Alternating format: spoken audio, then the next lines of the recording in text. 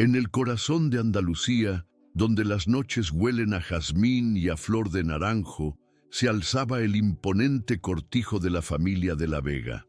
Sus paredes encaladas, testigos de siglos, parecían respirar un aire denso, cargado del privilegio que solo el tiempo y la tierra pueden otorgar. Aquella noche, bajo un manto de estrellas, se celebraba una de esas fiestas donde el poder y el dinero se entrelazaban en susurros y sonrisas calculadas. El clan de la Vega, cuyo imperio se había construido sobre viñedos, olivares y secretos tan profundos como sus raíces, era el centro de aquel universo. Entre los invitados se movía una figura que no encajaba del todo en el antiguo tapiz de la opulencia heredada. Era Alba Reyes. A sus 35 años, caminaba con una seguridad que en aquel entorno parecía casi un acto de rebeldía. Vestía con una elegancia sobria, pero en su mirada oscura y profunda ardía una luz distinta, una que no provenía del reflejo de las joyas, sino de una inteligencia forjada en la adversidad y la determinación. Ella era la fundadora y directora ejecutiva de Solaria Innova, una empresa de tecnología de energías renovables que estaba cambiando las reglas del juego en todo el país. Alba no había nacido en cuna de oro. Provenía de un pequeño y olvidado pueblo blanco, enclavado en las montañas de Granada, un lugar donde el sol golpeaba con fuerza y el agua era un tesoro esquivo. Llevaba con orgullo sus raíces gitanas, una herencia de resiliencia y arte que fluía en su sangre y que le había enseñado a ver el mundo con otros ojos. Su presencia en la fiesta de los de la Vega era una disonancia, una nota nueva en una melodía vieja y repetitiva. Para muchos era una curiosidad, para otros una intrusa. Mientras sostenía una copa de vino, observaba a su alrededor. Veía los rostros de hombres y mujeres cuyos apellidos pesaban más que sus logros, personas que habían heredado el mundo y lo daban por sentado. Ella, en cambio, había tenido que construir el suyo, desde los cimientos, con el sudor de su frente y la brillantez de su mente. Cada contrato que firmaba, cada innovación que su empresa desarrollaba, era un paso más para cumplir una promesa que se hizo a sí misma de niña, a la sombra de su abuela. Fue entonces cuando el murmullo de las conversaciones se detuvo a su alrededor. Javier de la Vega, el heredero del imperio, se había plantado frente a ella. Era un hombre joven, con la arrogancia propia de quien nunca ha conocido un no por respuesta. La miró de arriba abajo, con una sonrisa despectiva que no llegaba a sus ojos fríos. El silencio se hizo espeso, expectante, y entonces lanzó la pregunta, no como una duda, sino como una sentencia. ¿Tú qué pintas aquí? Las palabras, cargadas de desprecio, quedaron suspendidas en el aire perfumado de la noche. No era una simple pregunta. Era un muro, una declaración de que ella no pertenecía a ese lugar, de que su éxito, su esfuerzo, su misma existencia eran irrelevantes entre aquellas paredes centenarias. Todos los ojos se volvieron hacia Alba esperando verla flaquear, encogerse, quizás balbucear una disculpa por su atrevimiento. Esperaban la reacción de quien ha sido descubierto en un lugar al que no fue invitado. Pero lo que vieron fue algo completamente diferente. En lugar de vergüenza, en los ojos de Alba se encendió un fuego antiguo. El orgullo de generaciones de luchadores, de supervivientes, de gente que nunca tuvo nada regalado, se irguió dentro de ella. Sintió en su espalda la mano invisible de su abuela, aquella mujer sabia y fuerte que le había enseñado la lección más importante de todas. Nunca agachar la cabeza ante nadie. No importaba cuán ricos o poderosos fueran. La humillación no la rompió.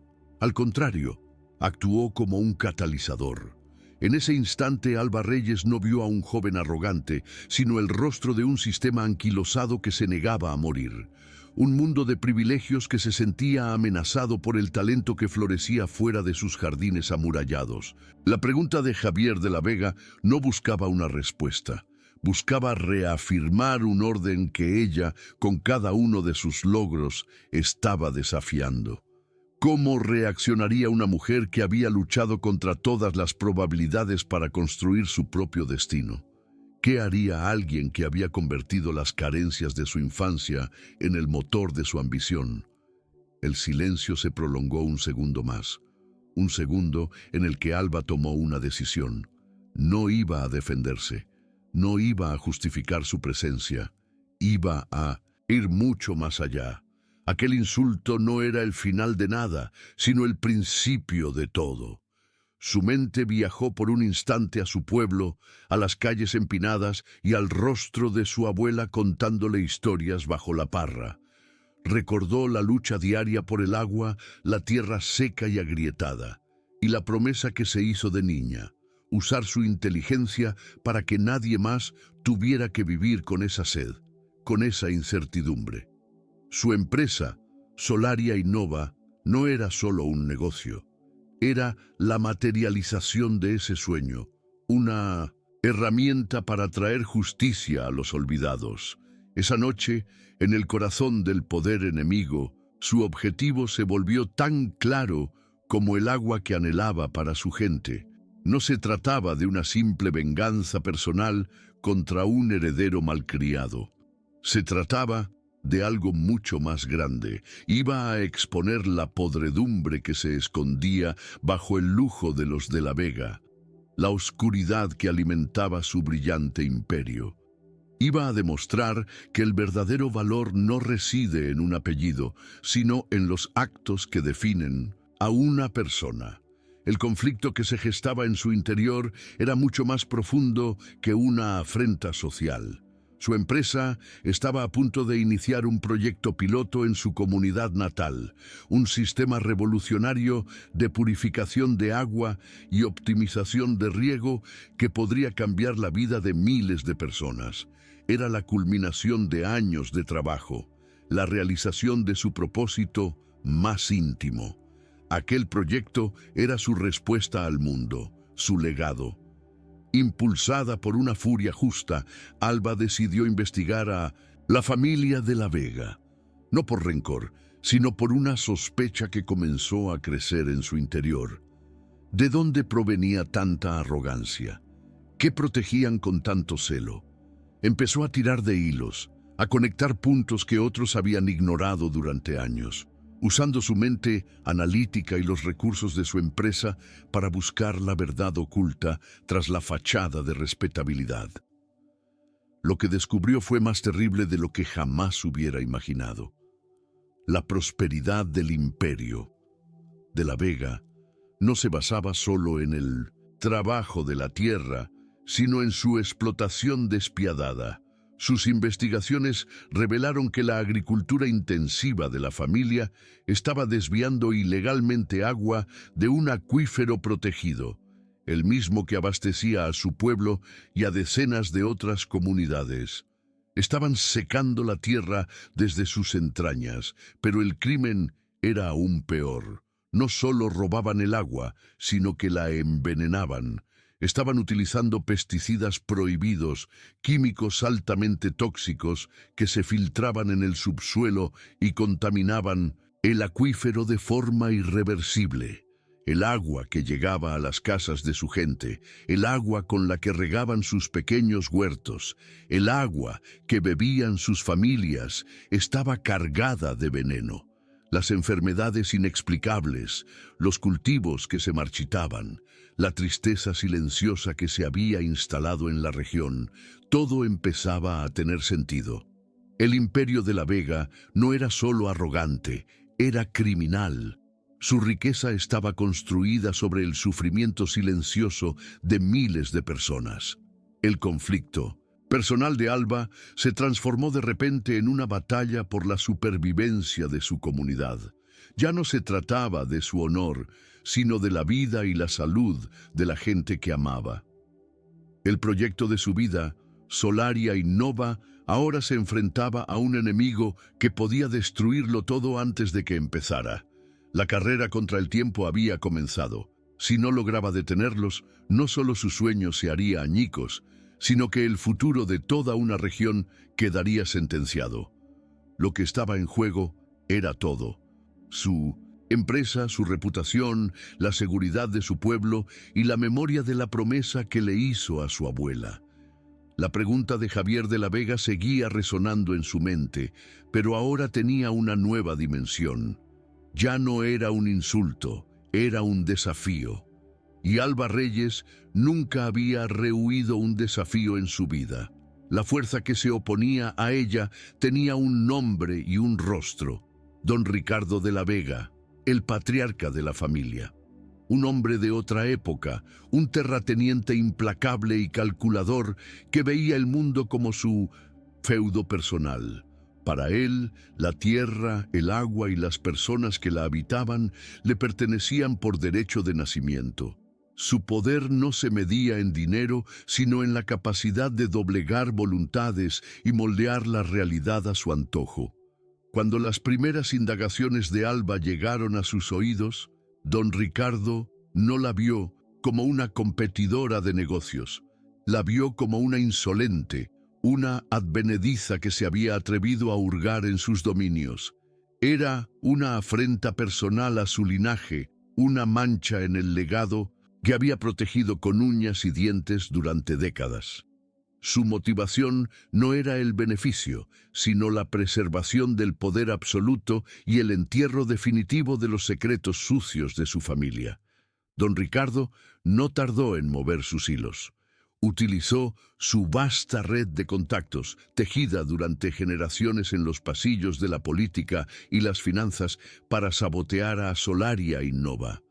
Empezaron a surgir obstáculos burocráticos de la nada.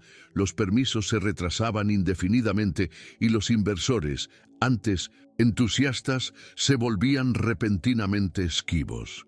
La presión era sutil, pero constante, como una marea que amenaza con ahogarlo todo. Pero no se detuvo ahí.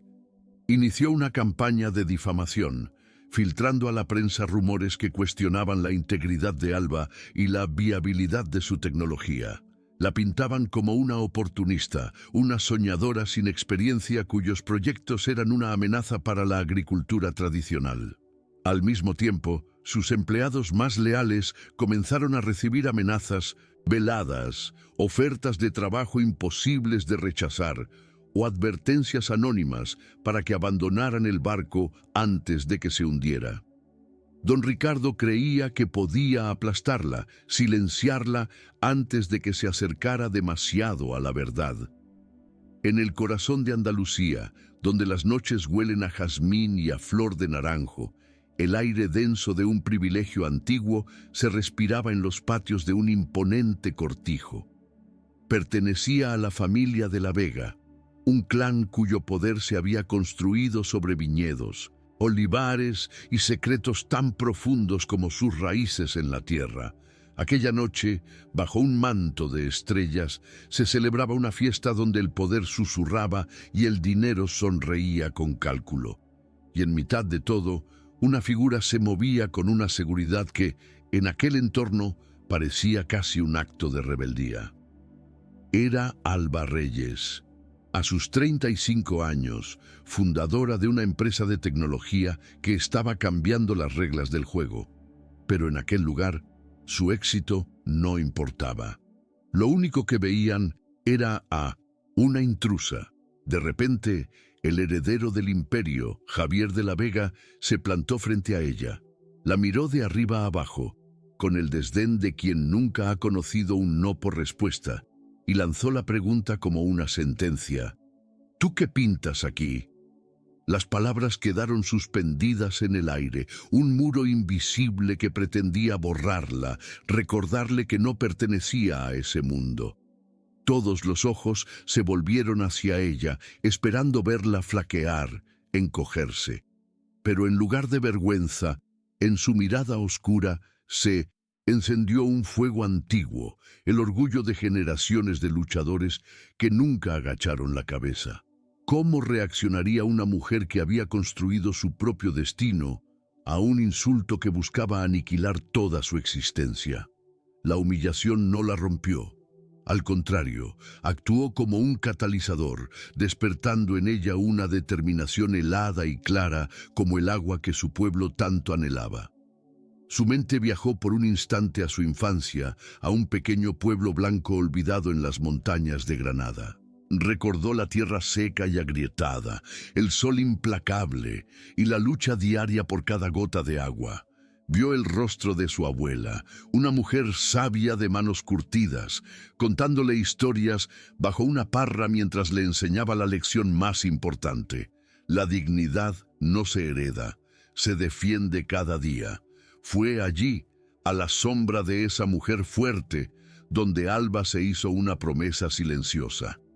Esa promesa no era buscar riqueza ni fama, era usar su inteligencia, su don para ver soluciones donde otros solo veían problemas, para que nadie más en su tierra tuviera que vivir con esa sed, con esa incertidumbre. Su empresa, Solaria Innova, no era solo un negocio de energías renovables, era la materialización de ese sueño de niña, una herramienta forjada con estudio y sacrificio para traer justicia y progreso a los olvidados. De vuelta en la fiesta, bajo las luces brillantes del cortijo, la pregunta de Javier de la Vega adquirió una nueva dimensión. Ya no era un simple insulto personal, era el eco de un sistema anquilosado que se sentía amenazado por el talento que florecía fuera de sus jardines amurallados.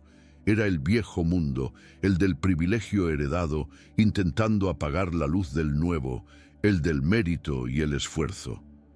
En ese instante, Alba tomó una decisión. No iba a defenderse, no iba a justificar su presencia con una lista de sus logros. Eso sería jugar según las reglas de ellos. En su lugar, iría mucho más allá. Aquella ofensa no sería el final de nada, sino el principio de todo. Iba a exponer la podredumbre que se escondía bajo el lujo de los de la Vega, la oscuridad que alimentaba su brillante imperio. Impulsada por una furia justa, comenzó a investigar. No por un simple deseo de venganza, sino por una sospecha que crecía en su interior como una mala hierba. ¿De dónde provenía tanta arrogancia? ¿Qué secreto protegían con tanto celo para necesitar humillar a cualquiera que consideraran una amenaza? Usando su mente analítica y los recursos de su empresa, empezó a tirar de hilos que otros habían ignorado durante décadas. Lo que descubrió fue más terrible de lo que jamás hubiera imaginado: la prosperidad del imperio. De la Vega no se basaba solo en el trabajo de la tierra, sino en su explotación despiadada. Sus investigaciones revelaron que la agricultura intensiva de la familia estaba desviando ilegalmente agua de un acuífero protegido, el mismo que abastecía a su pueblo y a decenas de otras comunidades. Estaban secando la tierra desde sus entrañas para engordar sus beneficios. Pero el crimen era aún peor, más profundo y silencioso. No solo robaban el agua, sino que la envenenaban. Estaban utilizando pesticidas prohibidos, químicos altamente tóxicos que se filtraban en el subsuelo, contaminando el acuífero de forma irreversible. El agua que llegaba a las casas de su gente, el agua con la que regaban sus pequeños huertos, el agua que bebían sus familias, estaba cargada de veneno. De repente, todo cobró un sentido macabro. Las enfermedades inexplicables que habían afectado a los mayores de su pueblo, los cultivos que se marchitaban sin razón, la tristeza silenciosa que se había instalado en la región como una niebla persistente. El imperio de la Vega no era solo arrogante, era criminal. Su riqueza estaba construida sobre el sufrimiento de miles de personas. El conflicto personal de Alba se transformó en una batalla por la supervivencia de su comunidad. Ya no se trataba de su honor, sino de la vida y la salud de la gente que amaba. El proyecto de su vida, ese sistema de purificación de agua que estaba a punto de instalar en su pueblo ya no era solo un sueño de progreso. Ahora era la única esperanza frente a un enemigo que podía destruirlo todo antes de que empezara. La carrera contra el tiempo había comenzado. El peso de la verdad cayó sobre Alba con la fuerza de una luz. Cada dato, cada informe químico, era una palada de tierra sobre el ataúd de la inocencia. No era solo agua lo que robaban los de la Vega, era la vida misma, sorbo a sorbo, envenenando el futuro de su gente de una manera tan silenciosa como letal. La ira que sintió en la fiesta, aquella humillación personal, se disolvió en un sentimiento mucho más vasto y profundo, un abrumador sentido de responsabilidad. Ya no luchaba por su honor, sino por la memoria de los que se habían marchitado sin saber por qué, y por el futuro de los niños que jugaban en calles regadas con veneno. La primera réplica del terremoto no tardó en llegar.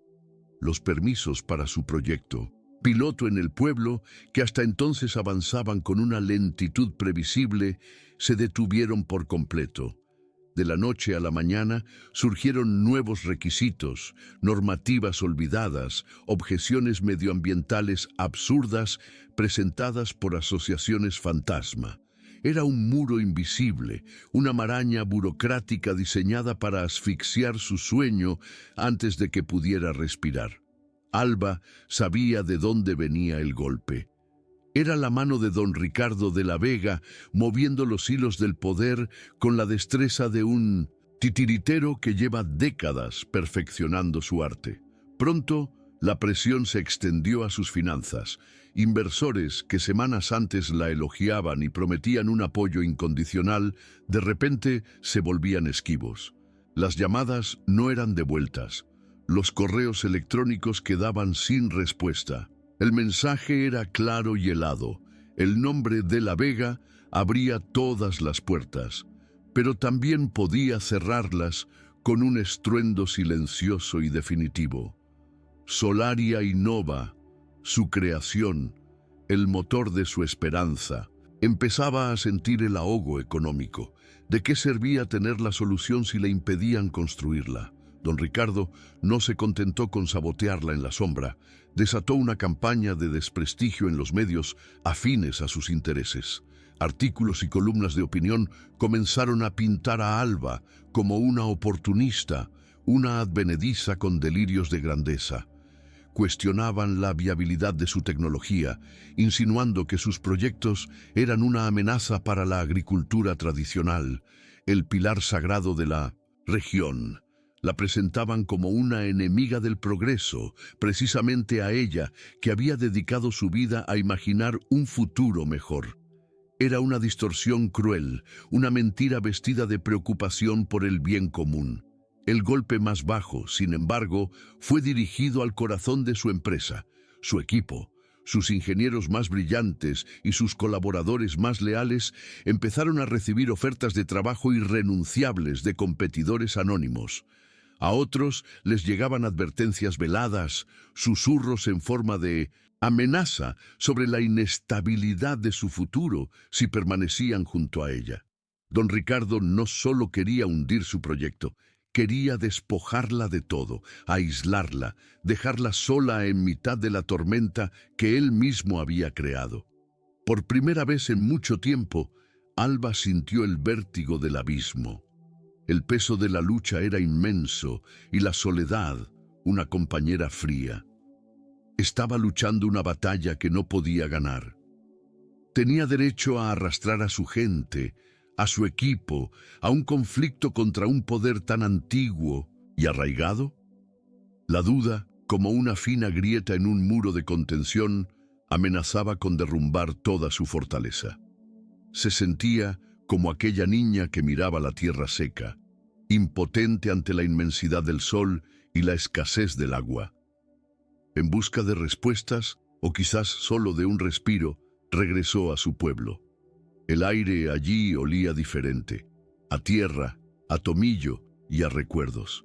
Caminó por las mismas calles encaladas de su infancia, sintiendo bajo sus pies el eco de sus propios pasos de niña. Todo parecía igual, pero ahora lo miraba con otros ojos, los ojos de quien conoce el origen del mal que aqueja a su gente. La quietud de la tarde no era paz, sino un cansancio resignado. Se sentó en un banco de la pequeña plaza, a la sombra de un olivo centenario, el mismo donde su abuela le había contado tantas historias. Fue allí donde la encontró Elena, una anciana de ojos vivaces y manos surcadas por el trabajo y el tiempo, una de las mejores amigas de su abuela. Elena no necesitó hacer preguntas. Se sentó a su lado en silencio, y ese silencio fue más elocuente que cualquier palabra. Era un gesto que decía: sé por lo que estás pasando y no estás sola. Elena le habló de la gente del pueblo. Le contó de la cosecha de tomates de Antonio, arruinada por tercer año consecutivo, de la tos persistente de la pequeña Sofía, que los médicos no sabían explicar, de la extraña fatiga que se había apoderado de los hombres y mujeres más fuertes. No eran estadísticas en un informe, eran rostros, nombres, historias de sufrimiento callado. Cada palabra de Elena era un clavo que fijaba la determinación de Alba, recordándole por qué había empezado todo aquello. Esa misma noche recibió un mensaje cifrado en su teléfono. Era un número desconocido, y el texto era breve y directo. Necesito hablar contigo. Soy uno de ellos, pero no soy como ellos. La desconfianza inicial dio paso a una cautelosa curiosidad. Siguiendo las instrucciones, se reunió en un camino rural apartado con una figura que resultó ser Mateo de la Vega, un primo lejano de Javier, un joven que trabajaba en la administración del conglomerado familiar. Mateo tenía la mirada de un hombre atrapado. Habló en voz baja, con una mezcla de vergüenza y urgencia. Explicó que durante años había vivido con la conciencia intranquila, sabiendo que las prácticas de su familia no eran éticas, pero sin el valor para enfrentarse al patriarca. La llegada de Alba, su desafío abierto, había sido la chispa que necesitaba. No lo hacía por heroísmo, admitió, sino porque ya no podía mirarse al espejo. Veía en ella la única posibilidad de que la verdad saliera a la luz. La ayuda de Mateo fue un punto de inflexión. Empezó a filtrar documentos internos, informes de análisis de agua que la empresa ocultaba, facturas de compra de los pesticidas prohibidos, mapas que detallaban la red de canalizaciones ilegales que desviaban el agua del acuífero. Era la prueba que Alba necesitaba, la munición para su batalla. El enemigo tenía ahora una grieta en su armadura y ella iba a aprovecharla. Con las pruebas en su poder, Alba transformó Solaria Innova en un centro de operaciones clandestino. Su equipo, fortalecido por las amenazas en lugar de intimidado, se unió a la causa con una lealtad inquebrantable. Las noches se llenaron de trabajo febril. Cruzaban datos, analizaban imágenes por satélite, creaban bases de datos encriptadas para proteger la información. Ya no eran solo ingenieros y científicos, se habían convertido en detectives, en guerreros de la información luchando por la justicia. El plan era meticuloso. No se enfrentarían a don Ricardo en los tribunales corruptos ni en los medios comprados. Lo harían en el terreno que Alba dominaba, la tecnología y la verdad irrefutable. Empezaron a preparar un dossier exhaustivo, un golpe tan documentado y contundente que ninguna influencia pudiera silenciarlo. Cada dato era una piedra, y con esas piedras estaban construyendo una avalancha.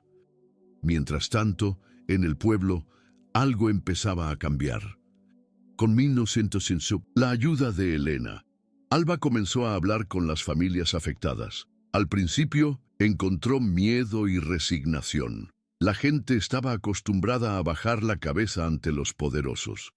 Pero la presencia de Alba, una de los suyos, que había triunfado en el mundo exterior y ahora volvía para luchar por ellos, encendió una pequeña llama de esperanza.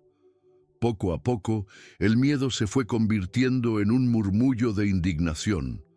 Las víctimas empezaron a compartir sus historias, a firmar testimonios, a unirse en una causa común. La lucha de Alba ya no era solitaria, se estaba convirtiendo en el movimiento de toda una comunidad que despertaba de un largo letargo. Sentía la fuerza de su gente detrás de ella, un apoyo invisible pero poderoso que la sostenía en los momentos de duda. Don Ricardo, sintiendo que perdía el control, decidió dar un golpe definitivo. Una noche, el pequeño laboratorio que Alba había montado en las afueras del pueblo para analizar muestras de agua fue asaltado. No robaron nada de valor, solo destrozaron los equipos y quemaron los registros. El mensaje era una declaración de guerra total. No había límites, no había reglas. Estaban dispuestos a todo para proteger sus secretos. La noticia del asalto fue un mazazo para la comunidad. El miedo, que parecía haber retrocedido, volvió con fuerza. Algunos de los que habían prometido testificar se echaron atrás, aterrorizados por las posibles represalias. Alba se sintió responsable. Había expuesto a su gente, les había pedido que fueran valientes, y ahora los había puesto en el punto de mira de un enemigo despiadado. Esa noche, de pie frente a las ruinas calcinadas de su laboratorio, la desesperación la envolvió como un sudario. El olor a humo y a derrota llenaba el aire. Miró hacia las luces lejanas del cortijo de los de la Vega, un faro de poder arrogante e indestructible. Se sintió pequeña, insignificante. Quizás su abuela se había equivocado. Quizás, a veces, la única opción sensata era agachar la cabeza y sobrevivir. Pero entonces, en mitad de la oscuridad, recordó las palabras exactas de su abuela, no como un consejo, sino como una orden forjada en el fuego de una vida de lucha.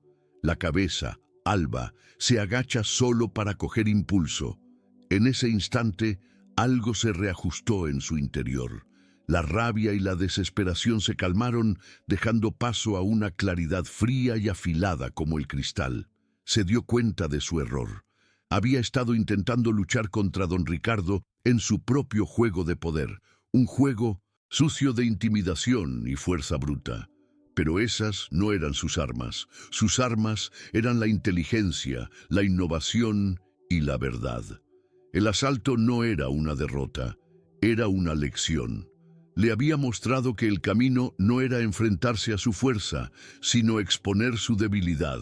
Y la mayor debilidad de un imperio construido sobre mentiras es, siempre, la luz. Una nueva estrategia nació de las cenizas de su laboratorio.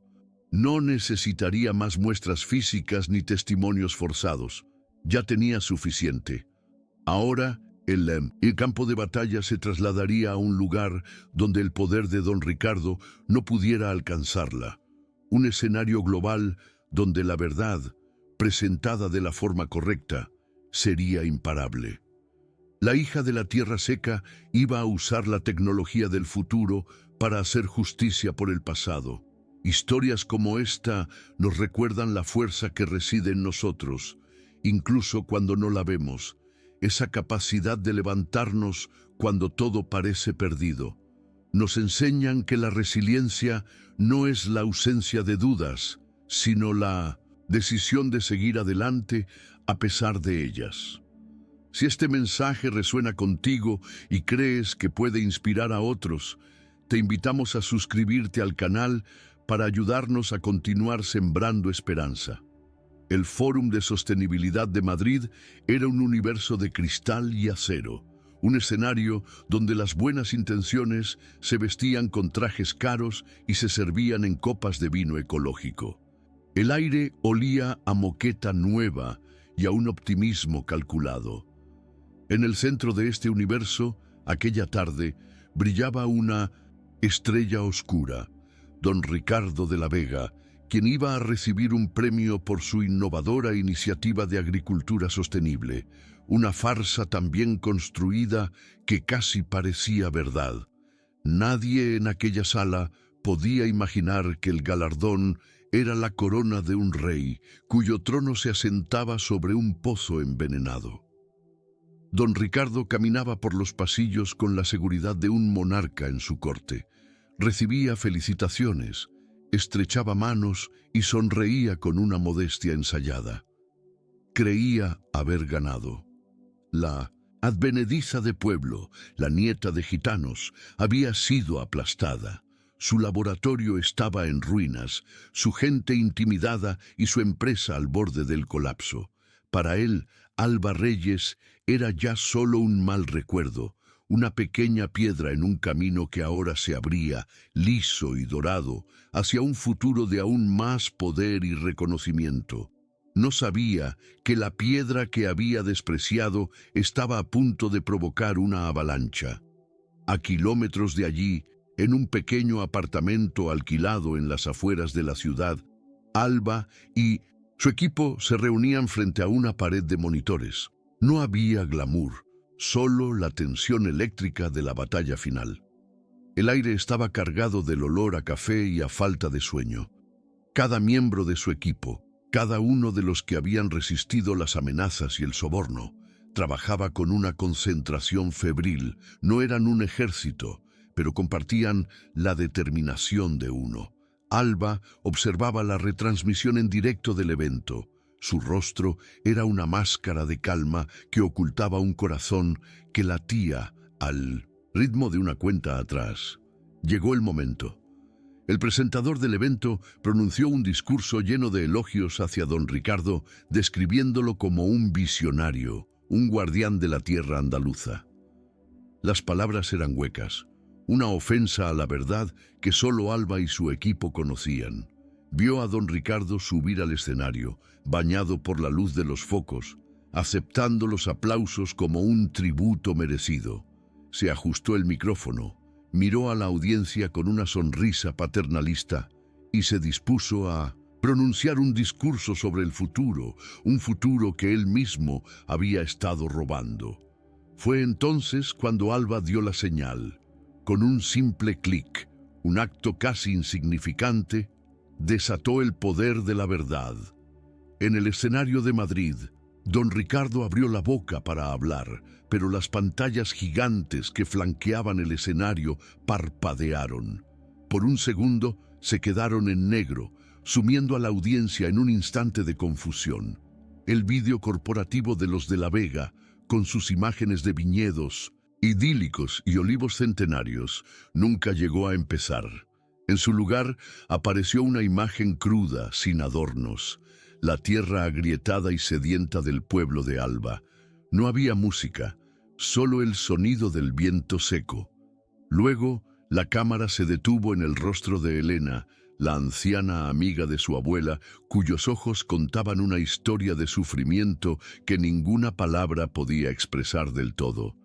Su voz, frágil pero firme, llenó el auditorio, hablando de la tos de los niños y de la fruta que ya no sabía a nada. Plata. Murmullo en la sala creció. Los asistentes se miraban unos a otros sin entender. En el escenario, la sonrisa de don Ricardo se congeló, transformándose en una mueca de incredulidad. Intentó hacer un gesto a los técnicos, pero nadie le prestaba atención. Todos los ojos estaban clavados en las pantallas, donde el relato visual se desplegaba con una fuerza implacable. Aparecieron los mapas del acuífero, superpuestos con la red de canalizaciones ilegales, tan claros y evidentes como las venas en el dorso de una mano. Se mostraron los informes químicos, con los nombres de los pesticidas prohibidos resaltados en rojo, junto a gráficos que demostraban su presencia en el agua que llegaba a las casas. La ciencia, fría y objetiva, se convertía en el arma más poderosa contra décadas de mentiras. Luego llegó la voz de Mateo, el primo arrepentido. Su rostro estaba en la sombra y su voz distorsionada, pero su testimonio era demoledor. Con una calma cargada de vergüenza, describió desde dentro el sistema de corrupción, los sobornos a inspectores, los informes falsificados. Cada frase era un martillazo sobre los cimientos del imperio de la Vega. El prestigio de la familia se desmoronaba en tiempo real, ante una audiencia de las personas más influyentes del país. El estupor en la sala dio paso a un horror silencioso. Los teléfonos móviles se alzaron como cientos de velas en la oscuridad, grabando la caída de un gigante. Los periodistas, que habían acudido a cubrir un evento predecible, se encontraron de repente con la historia del año. Sus dedos volaban sobre los teclados, transmitiendo la noticia al mundo. La farsa había terminado. En el escenario, don Ricardo era la imagen de la derrota. El hombre que controlaba todo se vio reducido a una figura impotente, un rey desnudo bajo la luz cruda de la verdad. Su rostro, antes un símbolo de poder, era ahora un lienzo de rabia y humillación. El premio que esperaba recibir yacía olvidado sobre el atril, un trozo de metal inútil que ahora parecía una burla. El documental concluyó con una imagen de Alba. No estaba en un despacho ni en un laboratorio, sino de pie, en su pueblo, con su gente detrás de ella. Miraba directamente a la cámara, y su voz, serena y fuerte, pronunció las últimas palabras. La tierra no tiene voz, pero tiene memoria. Y el agua no olvida. Es hora de escuchar. Cuando las pantallas volvieron a quedar en negro, un silencio profundo y pesado cayó sobre el auditorio. Duró apenas unos segundos, pero en ese silencio se selló el destino de los de la Vega. Entonces, una persona en la última fila se puso en pie y comenzó a aplaudir. No era un aplauso de cortesía, sino un aplauso lento, deliberado, un reconocimiento a la valentía. Pronto, otro se unió y luego otro, hasta que toda la sala, salvo la primera fila ocupada por los aliados de don Ricardo, se llenó de un estruendo que era a la vez un veredicto y una celebración. La seguridad no tardó en rodear a un don Ricardo desencajado, escoltándolo fuera del escenario no como a un homenajeado, sino como a un criminal.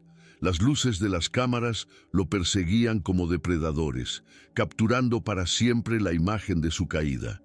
El imperio, que había tardado generaciones en construirse, se había derrumbado en menos de 10 minutos. En su apartamento, el equipo de Alba observaba la escena en silencio.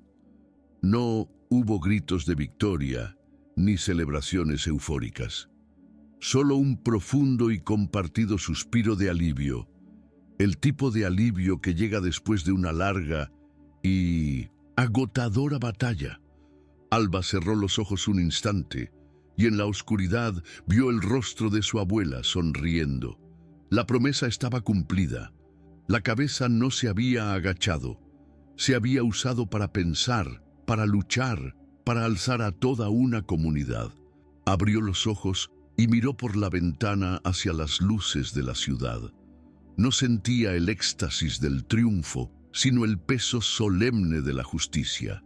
Sabía que aquello no era un final, sino un comienzo. La caída de los de la Vega no era el objetivo principal.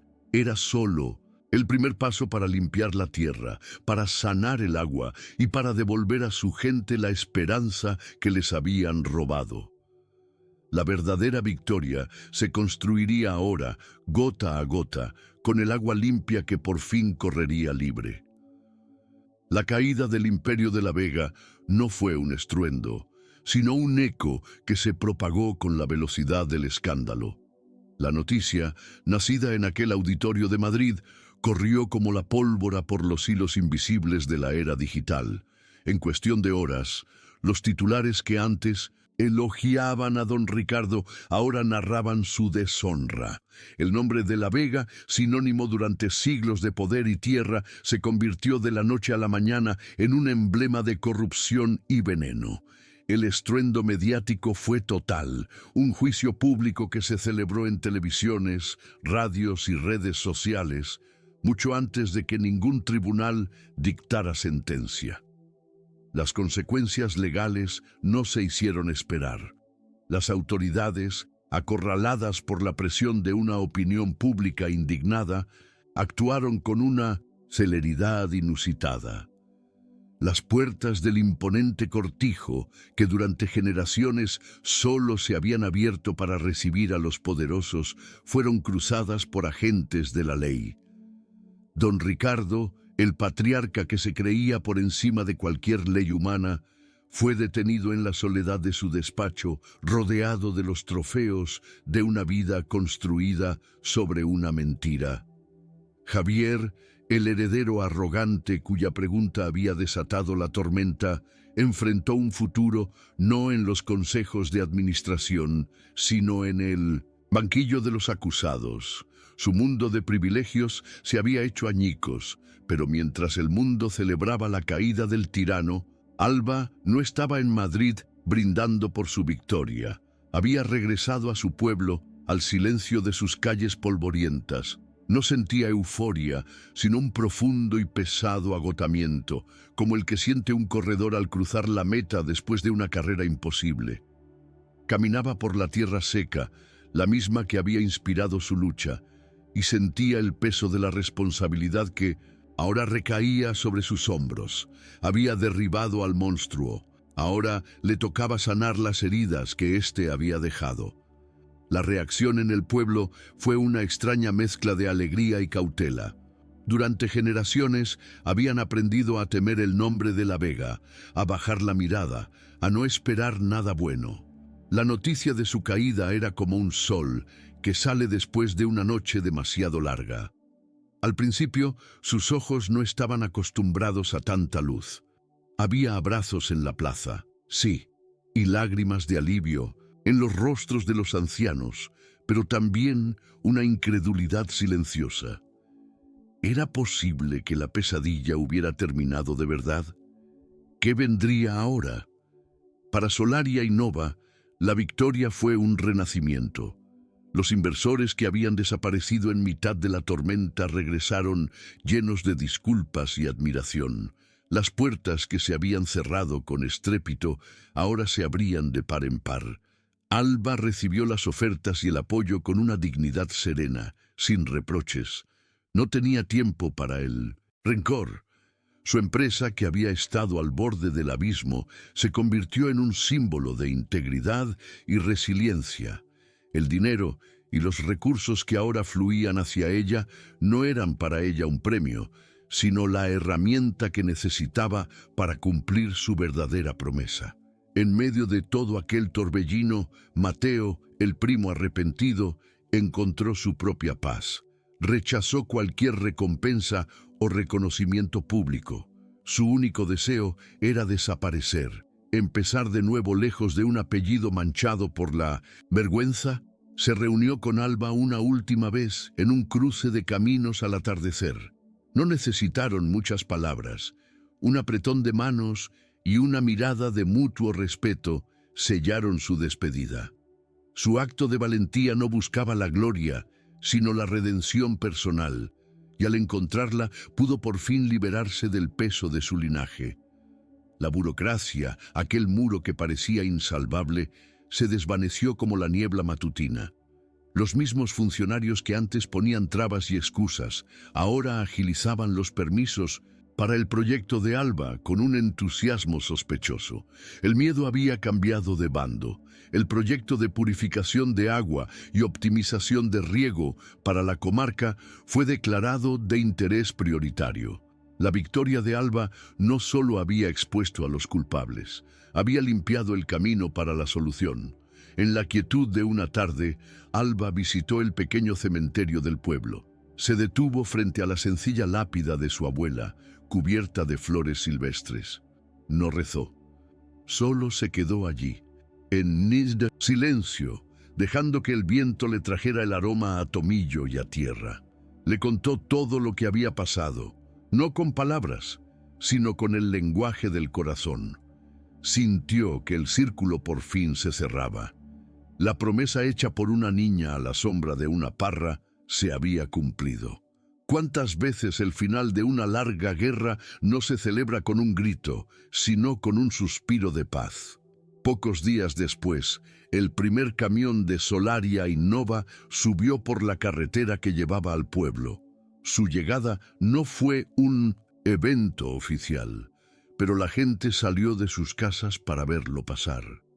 No era solo un vehículo cargado de maquinaria, era la esperanza hecha metal, el futuro llegando para quedarse. Los niños corrían a su lado y los mayores lo observaban desde sus puertas con una emoción contenida en la mirada. Aquel camión representaba la primera gota de la lluvia que tanto tiempo habían esperado. La construcción del sistema de purificación no fue solo un proyecto de Alba y su equipo. Se convirtió en la obra de toda la comunidad. Los hombres y mujeres del pueblo, los mismos que habían sufrido en silencio, ahora trabajaban codo con los ingenieros. Ofrecían sus manos, su conocimiento de la tierra, su comida. Cada zanja que se abría, cada tubería que se instalaba, era un acto de recuperación de su propia dignidad. Ya no eran víctimas, sino constructores de su propio destino. La lucha de una mujer se había transformado en el renacer de todo un pueblo. Pasaron los meses. La primavera llegó a las montañas de Granada no como una estación, sino como una promesa cumplida. El aire, antes espeso y cargado de un cansancio antiguo, ahora vibraba con un sonido nuevo. El murmullo constante y suave del agua fluyendo. El sistema de Solaria Innova no era ya un proyecto, sino el corazón que bombeaba vida de nuevo a través de las venas resecas de la comarca. El nuevo normal no era el regreso a un pasado idealizado, sino el nacimiento de un futuro que se atrevieron a construir. El día que el agua purificada llegó por primera vez a la fuente de la plaza, nadie organizó una fiesta. El momento fue demasiado sagrado para el ruido. La gente se congregó en un silencio reverente, observando cómo el chorro, antes débil y turbio, brotaba ahora con una claridad cristalina. Un anciano, uno de los que había visto marchitarse sus cosechas durante años, se acercó y llenó el cuenco de sus manos. Bebió despacio, cerró los ojos y una única lágrima silenciosa rodó por su mejilla surcada de arrugas. No era una lágrima de tristeza, sino de una gratitud tan profunda que no necesitaba palabras. Pronto, los efectos se hicieron visibles en todas partes. Los pequeños huertos que habían sido manchas de tierra parda se tiñeron de un verde vibrante. Los geranios volvieron a florecer con una intensidad olvidada en los balcones encalados. Los niños jugaban bajo los aspersores en las tardes de calor, y su risa era el himno de la victoria de la comunidad. El agua no solo había limpiado la tierra, había lavado el miedo y la resignación que se habían incrustado en el alma de la gente. Alba no se había marchado. Rechazó ofertas para expandir su empresa a nivel internacional, al menos por el momento. Su oficina no estaba en un rascacielos de cristal, sino en una pequeña sala del ayuntamiento del pueblo. Había cambiado los trajes de diseño por ropa cómoda, y aunque en su rostro se adivinaban las cicatrices del cansancio, sus ojos brillaban con una paz que ninguna victoria empresarial le había dado. Jamás había descubierto que el verdadero éxito no se medía en contratos firmados, sino en vidas transformadas. Su transformación había sido silenciosa y profunda. La furia que la había impulsado al principio, aquella necesidad de demostrar su valía frente a un mundo que la despreciaba, se había disuelto. Comprendió que la verdadera batalla nunca fue contra los de la Vega. Fue una batalla por la vida, por la dignidad, por la memoria de su abuela. Se dio cuenta de que no había derribado un imperio por venganza, sino para poder construir algo en su lugar. ¿De qué sirve derribar un castillo si no se siembra nada en la tierra que se libera? Ya no era una loba solitaria. Había aprendido a confiar, a delegar, a liderar no desde la cima, sino desde el centro. La gestión del nuevo sistema de aguas no la controlaba ella, sino una cooperativa formada por los propios agricultores y vecinos del pueblo. Les había dado las herramientas, pero más importante aún, les había devuelto el poder sobre su propio destino. Se había convertido en lo que su abuela siempre supo que era, una hija de su tierra, una guardiana de su gente. La justicia siguió su curso. El nombre de la Vega se convirtió en una nota a pie de página en los anales de la historia, una lección sobre cómo la arrogancia y la codicia acaban por devorarse a sí mismas. Sus tierras, embargadas para pagar las multas y las indemnizaciones, fueron divididas y entregadas a las comunidades a las que habían expoliado. La justicia, un poética de la tierra, que siempre reclama lo que es suyo. Una tarde, mientras el sol teñía de oro las cumbres de la sierra, Alba estaba sentada en el mismo banco de la plaza donde meses atrás había encontrado a Elena. La anciana estaba a su lado, pelando una naranja. No hablaban mucho, simplemente compartían el silencio, observando a los niños jugar junto a la fuente. En esa escena sencilla y cotidiana residía la magnitud de su victoria. No era un titular de periódico ni un premio. Era la vida, fluyendo de nuevo, limpia y abundante. La historia de Alba nos enseña que el valor de una persona no se mide por el apellido que hereda o por las puertas que se le abren, sino por el legado que construye con sus propias manos y por las vidas que toca con su coraje. Nos recuerda que la dignidad no es algo que se pueda dar o quitar. Se forja en el fuego de nuestras convicciones y en nuestra negativa a ser silenciados, en la decisión de no agachar la cabeza, salvo para coger impulso. La jornada de Mundesete Alba nos enseña que la compasión es la luz más poderosa, capaz de iluminar las sombras más profundas y de hacer florecer la esperanza en la tierra más árida. Su historia no es solo suya, es el reflejo de la fuerza que reside en cada comunidad, en cada persona que se atreve a soñar con un mundo más justo. Si deseas que más historias como esta iluminen otros corazones, tu suscripción al canal nos da la fuerza para continuar esta misión. Gracias por acompañarnos.